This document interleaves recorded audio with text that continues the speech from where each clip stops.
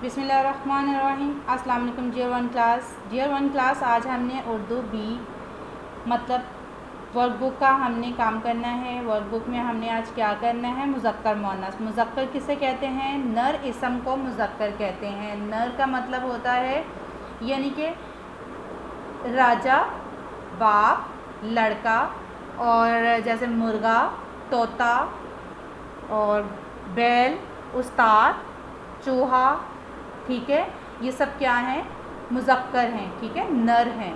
तो वो इसको क्या कहते हैं? मुज़क्कर। नर क्या है?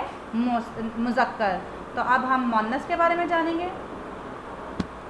जी तो बेटा, मुअन्नस किसे कहते हैं? मादा इसम को मुअन्नस कहते हैं। मसलन माँ, मुर्गी, लड़की, जैसे कि देखें उस्ताद से यानी कि उसका अगर ऑपोजिट करें, मुअन्नस करें तो वो क्या होगा? उस्तानी।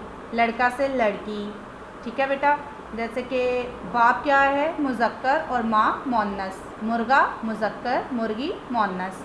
इसी तरह चूहा और मुअन्नस क्या है? चूहिया। इसी तरह है बैल का मुअन्नस क्या था? गाय। और भाई मुज़क्कर है, मुअन्नस क्या है? बहन, ठीक है बेटा। मादा क्या है? मादा इसम को मुअन्नस कहते हैं। Are you understand? तो बेटा अब आपने अच्छे से इसको हल करना है। मुज़क्कर मुअन्नस अपने नोटबुक पर आपने लिखना है।